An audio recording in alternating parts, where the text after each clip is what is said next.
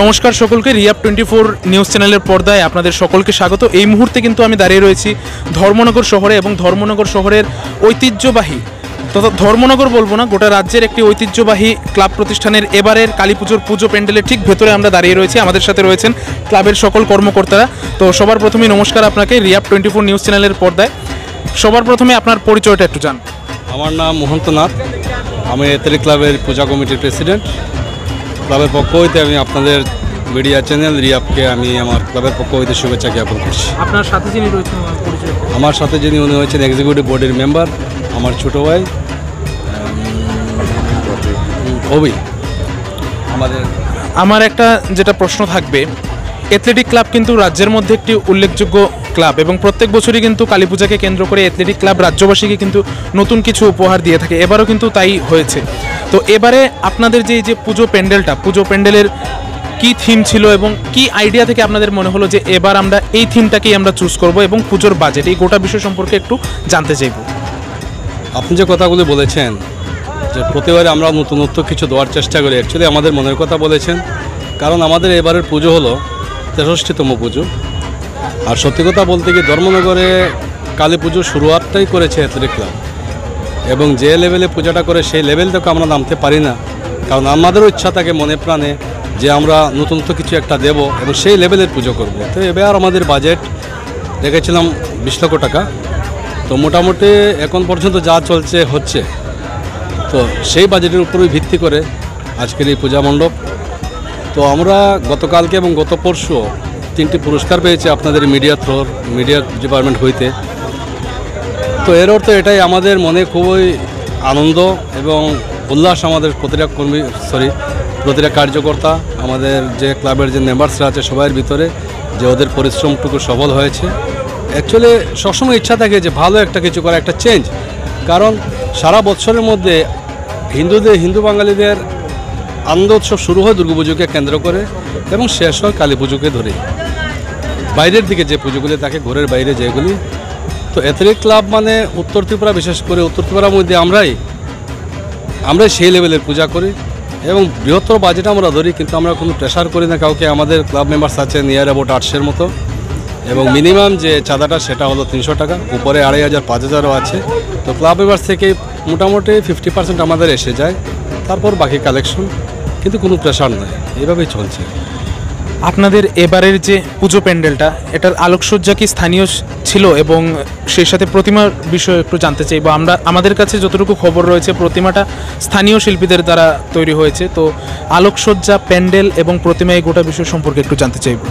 আমাদের যে প্রতিমাটা সম্পূর্ণরূপে এক্সট্রাঅর্ডিনারি প্রতিমা তৈরি করেছি, দেখতে পুরো আর্টের মতো লাগে এবং এই প্রতিমাটার যে স্ট্রাকচার মাটি দিয়ে যে তৈরিটা, একটা আমরা লোকাল কারিগর দিয়ে করেছি, কিন্তু টোটাল যে বাহ্যিক রূপটা, এই যে ক্লথের ব্যাপার বা ওইটার উপরে ফেব্রিকেশনের কাজ আছে, টোটাল আর্টের ব্যাপার, ওইটা আমাদের ধর্মনগরের খুবই অঙ্কনির যে আছে একটি আর্ট স্কুল, ওনার যে প্রতিষ্ঠাতা বা প্রিন্সিপাল পরেশ নাথ, উনি সম্পন্ন করেছেন। ওনার টোটাল টিমকে নিয়ে 7জন না 8 জনের মেম্বার্স আছে ওনার টিমতে, এবং বাইরে ওনার একটা আমাদের যারা পরিশ্রম করেছে ওদের একটা ফ্লেক্সও লাগিয়েছি আমরা। আর আলোকসজ্জাটা আগরতলা থেকে প্রতি বছরের মতো গত বছর আমরা করেছি, এর আগের বছরও, এইবারও আগরতলার ওনার নামটা কি যেন ভুলে গেছেন, দীপক দেববাবু, উনি আলোকসজ্জা করেন। আপনি যে কথাটা বললেন সেটা আমরাও পরিলক্ষিত করেছি। বিগত কয়েক বছর ধরেই কিন্তু প্রতিমা, প্যান্ডেল বিভিন্ন দিক দিয়ে কিন্তু স্থানীয় শিল্পীদের প্রাধান্য দেওয়া হচ্ছে এবং ধর্মনগরের কিন্তু অনেক প্রতিভাবান স্থানীয় শিল্পীরা রয়েছে এবং যুবকরা কিন্তু উঠে আসছে বিভিন্ন ক্ষেত্রে, সেটা মণ্ডপসজ্জাই বলুন আর প্রতিমা সজ্জাই বলুন। এবারের যে প্রশ্নটা থাকবে, দুর্গাপূজার সময় থেকে কালী পূজার যে সময়ের ব্যবধানটা কিন্তু খুব অল্প থাকে। সেই অল্প সময়ের মধ্যে একটা প্যান্ডেলের চিন্তাধারা করা বা কিভাবে সেটা তৈরি হবে, এই যে গোটা পরিকল্পনাটা, এটা কিন্তু একটা একতা না থাকলে হয় না ক্লাবের সব সদস্যদের মধ্যে। এবং আপনারা যখন সেই কাজটা যখন ফুটিয়ে তুলেন, তারপর যখন জনগণদের কাছ থেকে আপনারা সেই প্রশংসাটা করুন, আপনাদের কি অনুভূতিটা তখন হয় সেটা একটু জানতে চাইব।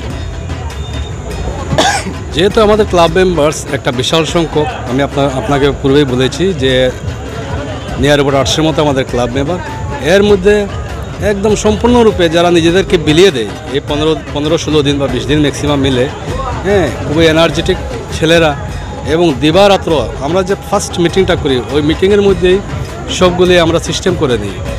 এরপর জাস্ট একটু আমাদের যেমন প্রেসিডেন্ট হিসাবে আমি বা আমার সেক্রেটারি আছে, এখন এখানে আসেনি দীপঙ্কর বাবু মহাশয়, আমরা জাস্ট লুক আফটার করি, খেয়াল রাখি। কিন্তু অটোমেটিক্যালি সব কিছু, যেহেতু এই পূজাটা 63 বছরের পুরনো, গতিকে সব কিছু একটা সিস্টেমেটিক্যালি হয়ে যায় যত বড়ই আমরা পূজা। কারণ আমাদের ভিতরে, আমাদের মাথায় একটা জিনিস থাকে যে সময়ের ভিতরে কাজটা সম্পন্ন করতেই হবে। যেমন আজকে থেকে 1 সপ্তাহ আগে এই যে পূজা মণ্ডপটা দেখছেন, আপনার হয়তো বা খেয়াল আছে 1 সপ্তাহ আগে কিন্তু এটা 10% কমপ্লিট হয়নি, কিন্তু সময় মতো প্রতিটা বছরই আমরা শেষ করার চেষ্টা করি। কারণ মানুষের অনুভূতি, মানুষের ইচ্ছা, আশা, আকাঙ্ক্ষা থাকে পুজোতে বেরো মানে আমাদের অ্যাথলেটিক ক্লাবে আসবেই আসবে। হ্যাঁ, তো আমরা তো কোনোভাবেই এই জায়গাতে ত্রুটি রাখতে পারি না। সেই সেন্স রেখেই আমরা দিবারাত্র কাজ করি এবং কিছু একটা দেওয়ার চেষ্টা করি।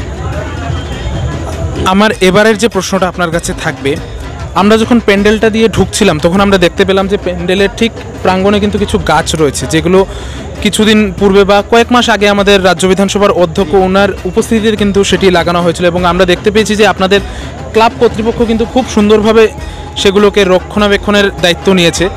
সেই সাথে আমরা দেখতে পেয়েছি যে দুর্গাপূজার আগেও সেটা দেখতে পেয়েছি এবং কালী পূজার আগেও আমরা দেখতে পেয়েছি অধ্যক্ষ কিন্তু নিজে এসে প্রত্যেকটি ক্লাবে গিয়েছেন এবং ক্লাবের যারা কর্মকর্তারা রয়েছে তাদের কিন্তু বিভিন্ন রকমের উপদেশ দিয়েছেন। তো সেই বিষয়টা একটু জানতে চাই। আমি বলতে ভুলে গেছি, কিন্তু একটি কথা বাস্তব, যে ধর্মনগরের মানুষের বিবেক, বিচার, বিবেচনা, সহানুভূতি এবং মানবিকতা একটা জিনিস কিন্তু অটোমেটিক ভিতরে জেগে উঠেছে, যেগুলি আজকে থেকে 10 বছর আগে ছিল না। এবং এই জিনিসগুলি প্রস্ফুটিত হচ্ছে একমাত্র আমাদের যেন বিধায়ক বা ত্রিপুরা রাজ্য বিধানসভার অধ্যক্ষ বিশ্বমোহন সেন মহোদয়ের হাতে। এবং সেইভাবেই যেমন আজকে থেকে 5-7 বছর আগে, 10 বছর আগে অ্যাথলেটিক ক্লাবের পুজোটার উপর প্রেশার দিত এবং খেলার উপরে প্রেশার দিত, সব কিছু ঠিক আছে, কিন্তু পাশাপাশি সোশিয়াল ওয়ার্কটা ঠিক তেমনভাবে চলতো না। তো not only athletic club but also all clubs in Dharmanagar. Bishwabandhu Sen এমন একজন ব্যক্তিত্ব, ওনার অনুপ্রেরণায় অনুপ্রাণিত হয়ে ওনার যে গুড অ্যাক্টিভিটিসগুলি এগুলি সবাই ফলো করে এবং সেই দিকে আমরাও ফলো রাখি। গতিকে অ্যাথলেটিক ক্লাবের আমরা অনেক বৃক্ষরোপণ করেছি ওনার হাত ধরে। যেমন আমাদের পুজো মণ্ডপ প্রতি বছর কী দেখা যায়, ধর্মনগরে পুজো মণ্ডপগুলি ইনগারেশন বা উদ্বোধন হয়, মণ্ডপটা উদ্বোধন করা হয় যেদিন দীপাবলি থাকে, আমরা এর আগের দিনই করি। গত বছরও করেছি, এবছরও করেছি। ওনাকে পাই, আমরা ক্লাব মেম্বারসরাও চাই, সবাই চায় যে উনি এসে একটু সময়টা কাটিয়ে নেন। তো এই গাছগুলি কিন্তু ওনার হাত ধরে হয়েছে। এবং অ্যাথলেটিক ক্লাবস কিন্তু শুধু এই যে পুজো তো ঠিক আছে, একটা বিশাল সংখ্যক জনগণের কাছে, উত্তর ত্রিপুরা বা ধর্মনগরের জনগণের কাছে আইডেন্টি যে অ্যাথলেটিক ক্লাবের পুজো বিখ্যাত, কিন্তু না, এটা কিন্তু ভুল।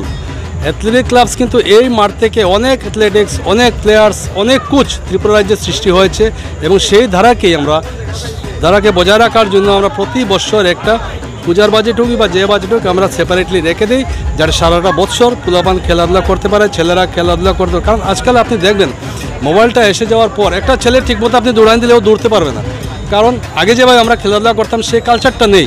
কিন্তু অ্যাথলেটিক ক্লাব সর্বদা চেষ্টা করে যাচ্ছে। যেমন এইবার আমরা কি করব, আফটার পূজা পরেই আমরা লোকালদেরকে নিয়ে গার্জিয়ানের সঙ্গে মিলবো, নিয়ে 40 জন হোক 50 জন হোক একটা ক্রিকেট টিম বানাবো এবং ওদেরকে কোচিং দেওয়াবো। ঠিক সিমিলারলি ফুটবলের উপর আমরা ঠিক প্রেশার দিব, ছেলেগুলো অন্যদিকে না যাক। কারণ লোকাল আজকে দেখবেন যে কোনো টিম, যে কোনো একটা কম্পিটিশন যদি হয়, যে কোনো ক্লাবের আপনি দেখবেন 70% প্লেয়ার্স বাইরে থেকে আনছে। হ্যাঁ, কারণ লোকাল প্লেয়ার তো উঠছে না। তো এবার থেকে আমাদের একটা চিন্তাধারা, আমাদের খেলার মাঠে একটা হেলিপ্যাডও ছিল, ওইটাও এবার উঠে গিয়েছে, ডিএম সাহেব ওইটা উঠিয়ে দিয়েছেন। তো এইদিকে আমরা এগুচ্ছি যাতে লোকাল প্লেয়ার্স আমরা তৈরি করতে পারি এবং এটার জন্য আপ্রাণ আমরা চেষ্টা করব। এবং সারা বছর কিন্তু অ্যাথলেটিক ক্লাস বিভিন্ন ধরনের সোশ্যাল ওয়ার্ক করে থাকে, লাইক আপনার এই যে বললাম প্ল্যান্টেশন, বৃক্ষরোপণ, স্বচ্ছ ভারত অভিযান, দুঃস্থর মধ্যে বস্ত্র বিতরণ, কাপড় বিতরণ, বা অনেক অসহায় মানুষের পাশে দাঁড়ানো, বিবাহ দিতে পারছে না, যে কোনো রুগী টুগী, যে কোনো ধরনের প্রবলেমসে অ্যাথলেটিক ক্লাবসকে আমাদের সামনে আসলে আমাদের মেম্বার্স, শুধু মেম্বার্স নয়, মেম্বার্সের ফ্যামিলি নয়, পাড়া প্রতিবেশী যে কোনো জন যদি বিপদে পড়ে বা আমাদের সাহায্য দিতে চায়, আমরা জানা মাত্র দৌড়িয়ে ঝাঁপিয়ে পড়ি।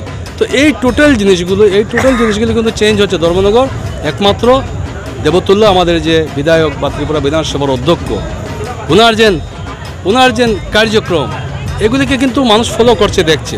আপনি আমার ক্লাব দিয়ে কথা নয়, আপনি দেখবেন ধর্মনগরের মানুষের কিন্তু যেমন আগে উনি যে অভিযানটা চালাচ্ছেন, স্বচ্ছ ভারত অভিযান, নিট অ্যান্ড ক্লিন রাখা, রাস্তাঘাট, এই সেই মানুষ কিন্তু অনেক চেঞ্জ হয়ে যাচ্ছে। আজকে থেকে 10-15 বছর আগে যেভাবে পানির পিক রাস্তাঘাটে দেখা যেত, যেভাবে ক্লিন থাকতো না রাস্তাঘাট, আজকাল কিন্তু মানুষের ভিতরে অটোমেটিক জেগে গিয়েছে।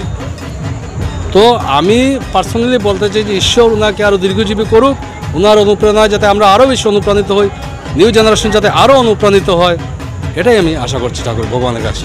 আমার শেষ প্রশ্নটা যেটা থাকবে, শিল্প সংস্কৃতির শহর ধর্মনগর শহর এবং কালী পুজো মানেই কিন্তু ধর্মনগর শহর, এবং ধর্মনগর শহরে কিন্তু কালী পুজোর সময় হাজারো জনগণদের উপস্থিতি পরিলক্ষিত হয়। এবছরও আমরা দেখেছি কালী পুজোর আজকে পঞ্চম দিন, এবং পঞ্চম দিনে কিন্তু এখন রাত প্রায় 3টের কাছাকাছি বাজতে চলেছে, কিন্তু তার সত্ত্বেও কিন্তু হাজারেরও উপর দর্শনার্থীদের ভিড় রয়েছে আপনাদের পুজো প্যান্ডেলে। তো কেমন লাগছে, এবং যারা এখনও এসে পৌঁছতে পারেনি আপনাদের প্যান্ডেলে, তাদের উদ্দেশ্যে কি বলবেন?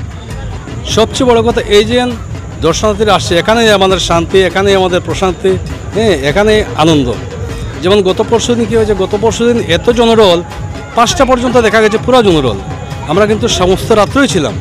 গতকালের ঠিক সিমিলারলি ছোটোদের কাছে দায়িত্ব দিয়ে আমরা গিয়েছি, আমি এবং আমার ক্লাব প্রেসিডেন্ট সেক্রেটারি দীপঙ্কর দেব, হ্যাঁ মহাশয়, আমরা গিয়েছি রাত্র 4টার সময়। ঠিক সিমিলারলি আজকে দেখছেন মানুষের একটা টার্গেট থাকে। তো আপনি যদি কোনো একটা জায়গায় কলকাতাতে ভিজিটে যান, আগে সিলেক্ট করে নেবেন কোন কোন জায়গায় যাবেন। দিল্লিতে গেলে যেমন ইন্ডিয়া গেট থাকে, ঠিক সিমিলারলি কালী পুজো মানে কি এথনিক ক্লাব। আজকের দিনে এই মুহূর্তে হয়তোবা অন্য ক্লাবে যতই থাকুক, আমার মনে হয় দর্শনার্থী যে প্যান্ডেলের টোটাল যদি দর্শনার্থী আমরা ক্যালকুলেট করে দেখবেন 50% আমাদের এখানেই আছে। তো এটাই আমাদের আনন্দ, আমরা বুঝতে পারছি, লক্ষ্য করতে পারছি। যেমন ওই যে বললাম 3টি পুরস্কার আপনারা দিয়েছেন মিডিয়া থ্রোতে, এর অর্থ কি আপনারা তো আমাদেরকে যে পছন্দ হয় তা নয়, আপনারা পাবলিক ওপিনিয়ন্স নিয়েছেন, সব কিছু বুঝে শুনে। গতিকে কৃতজ্ঞতা জানাই বিশেষ করে আমি আমার ছোটো ভাইদের যারা ক্লাব মেম্বার্সরা আছে, ছোটো ভাই আছে এখানে, সবাইকে কৃতজ্ঞতা জানাই। ওদের অক্লান্ত পরিশ্রম যে সফল হয়েছে। আমরা তো বয়স হয়েছে, সব ঠিক আছে, প্রেসিডেন্ট সেক্রেটারি, আমরা তো জাস্ট গাইডলাইন দেবো, ওদেরকে উৎসাহিত করব। কিন্তু সত্যি খুবই আনন্দ লাগছে, হ্যাঁ, আজকে যে জনগণ আমাদেরকে সিলেক্ট করেছে বা আমরা যে সেই পুরস্কারগুলি আপনারা দিয়েছেন, পেয়েছি। অসংখ্য ধন্যবাদ আমাদের সাথে কথা বলার জন্য। তো আমরা এইবার রয়েছি অ্যাথলেটিক ক্লাবের পুজো প্যান্ডেলের ঠিক ভেতরে, এবং আপনারা দেখতেই পাচ্ছেন অত্যন্ত সুন্দর কিন্তু একটি পুজো প্যান্ডেল এবার উপহার দিয়েছে অ্যাথলেটিক ক্লাব। আপনারা দেখতে থাকুন আমাদের এই বিশেষ প্রতিবেদন। সকলকে ধন্যবাদ।